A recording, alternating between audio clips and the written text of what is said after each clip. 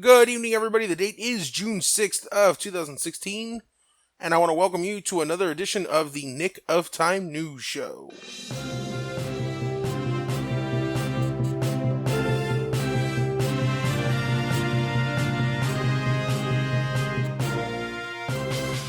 As always, I'm your host, Nick Dorsey. I want to thank you for tuning in today.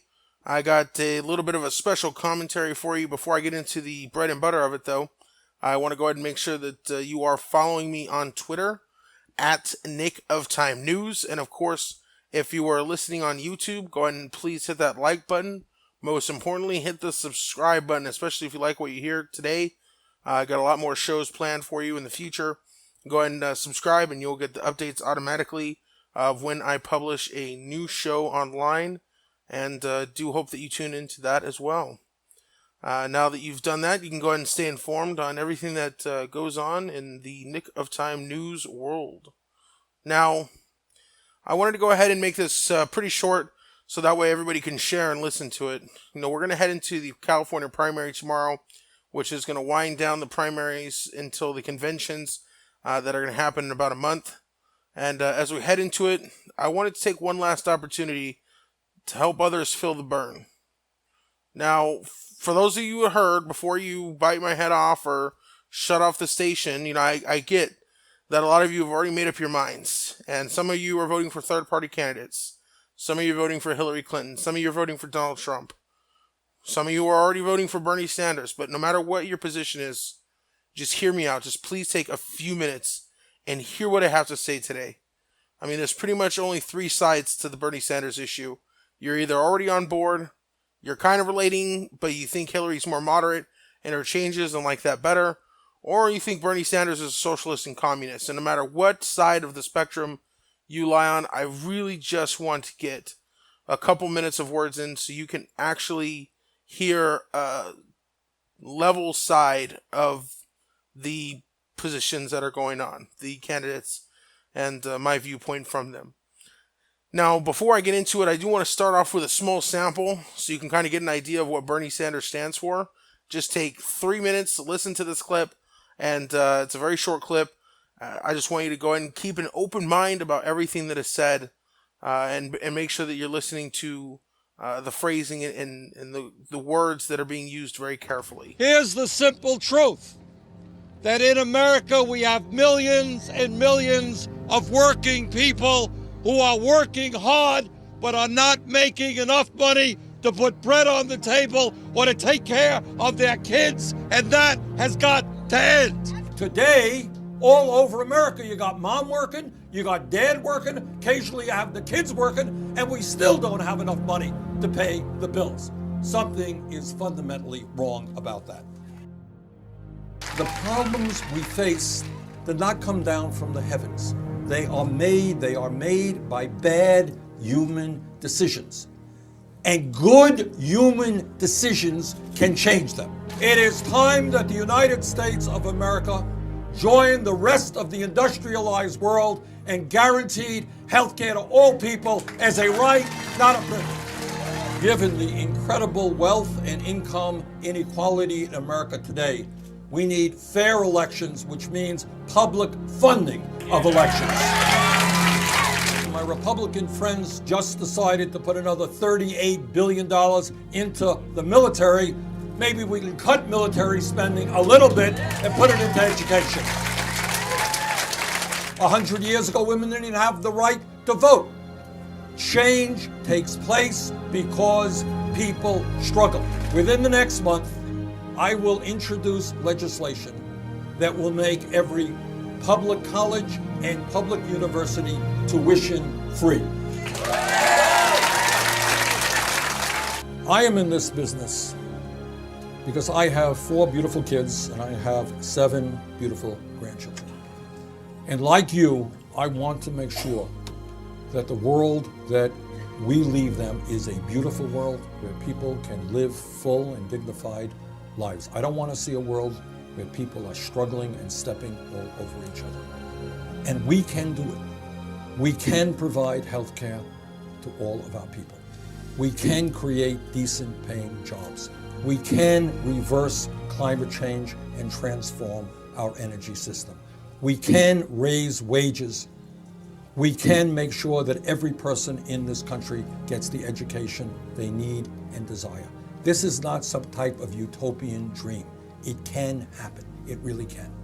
But it will not happen unless we stand up and fight back for not only ourselves, but for our kids and future generations. Let's do it. Now, one of my favorite lines from what was just said is that the problems of this country are not problems that fell out of the sky. They're created by bad human decisions, and good human decisions can reverse those, end quote. And that is the reality of the situation that we live in. When we talk about people who are poor, when we talk about people who are rich, when we talk about the monetary system, when we talk about people who can't get health care, whatever issue we're talking about, the fact of the matter is the decisions that humans have made up into that point is exactly what caused those problems that we're facing. And for the most part, whether you're Republican or Democrat or whatever side of the spectrum, right or left or moderate, or it doesn't matter that you fall in. The reality of the situation is most people I know want to have the best kind of country for everybody that exists. Most people I talk to only want what's best for everybody. And I gotta say, when it comes down to it, we can agree that we're spending our money on the wrong things. We're investing in prisons. We're investing in war. We have the ability to invest in education. We have the ability to invest in healthcare. We're giving huge tax breaks to the super rich when we could be giving them to the super poor so that way they have the chance to build wealth too for themselves.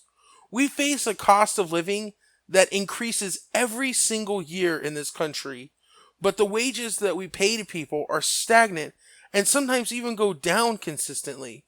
We live in a country where if you get really sick, you have to sell your home to pay for the expenses.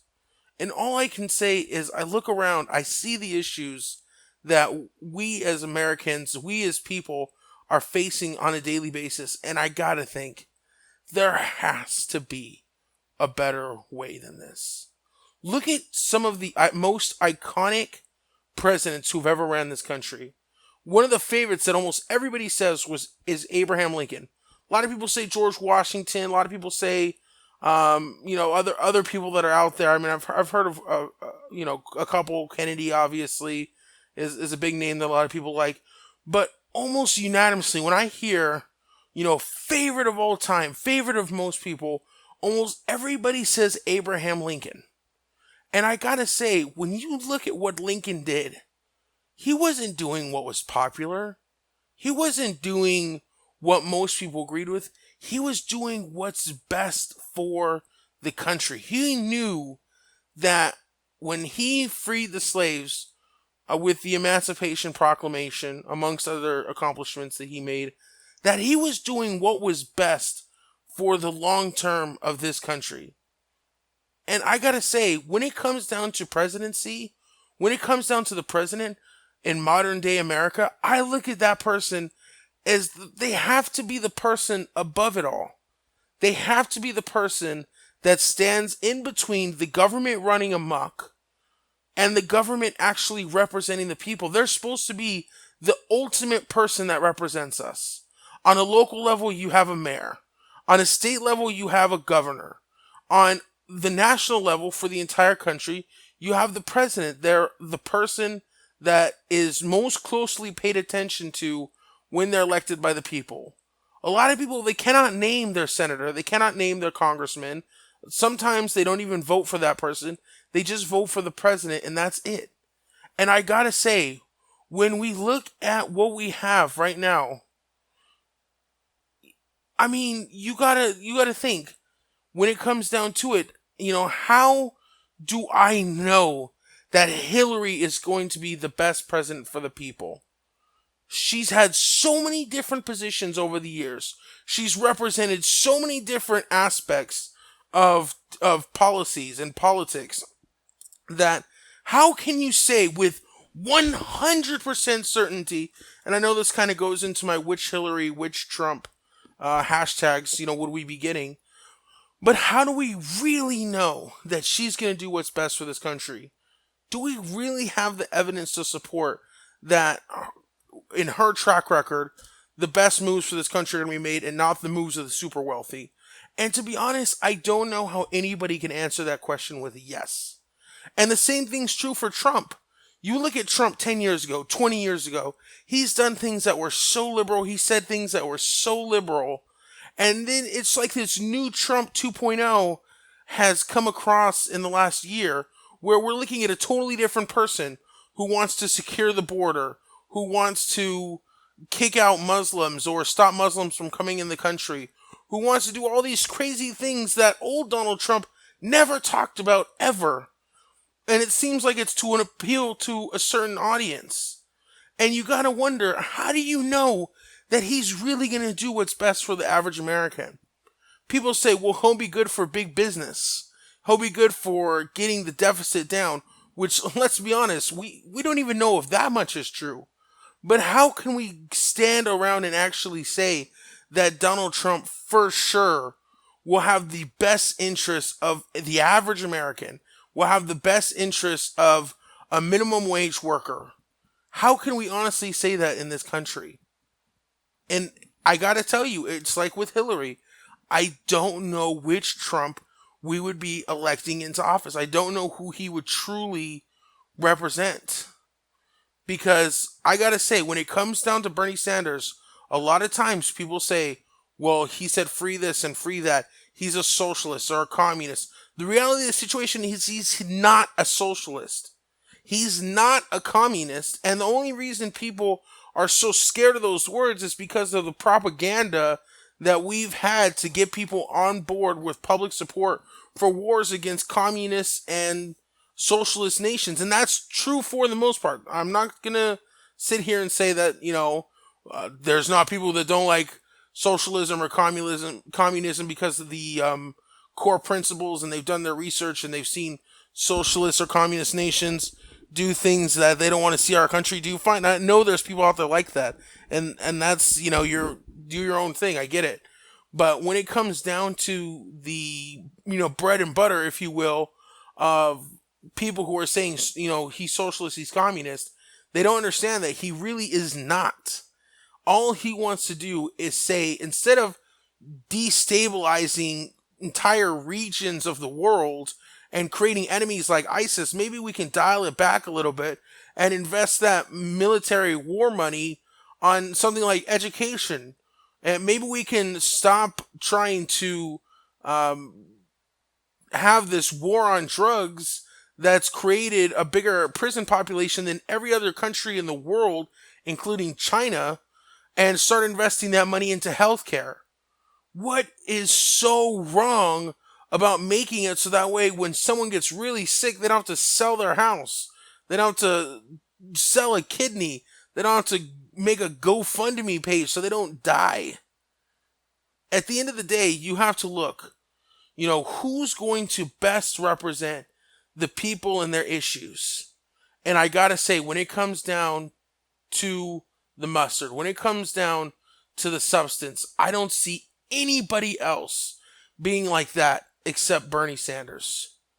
And when it comes down to somebody who's really going to represent me, and someone who's going to represent somebody in the next higher tax brackets and in the lower tax brackets and, rich people, whatever, fine. I don't see anybody else doing that besides Bernie Sanders. And that is exactly why when I go and vote tomorrow, that's who I'm going to vote for. Because at the end of the day, if you throw away policies and experience and anything like that, you got to look at whose core principle has proven time and time again that they truly care about all Americans and this country as a whole instead of just certain groups of people. And you cannot point to any other politician, you cannot point to any other individual that is running for president right now and say, that's the guy, that's the woman, that's the person that has done that and been there time and time again, because it hasn't been Hillary Clinton, I'm sorry, and it has not been Donald Trump. They have not been that kind of person. And at the end of the day, like it said, our issues will never truly be represented as long as the super wealthy, the top 1% of the 1%, which is about 60 something people who control as much wealth as half of the world.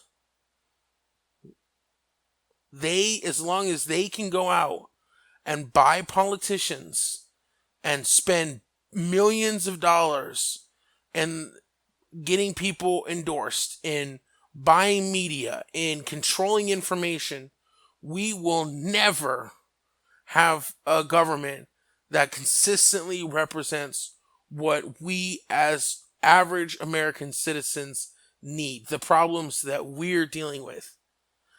And that is exactly why we need somebody who's going to go in there truly beyond the free stuff, because no one ever called it the free Iraq War. You know what I'm saying? But my tax dollars paid for that, just like they would pay for college.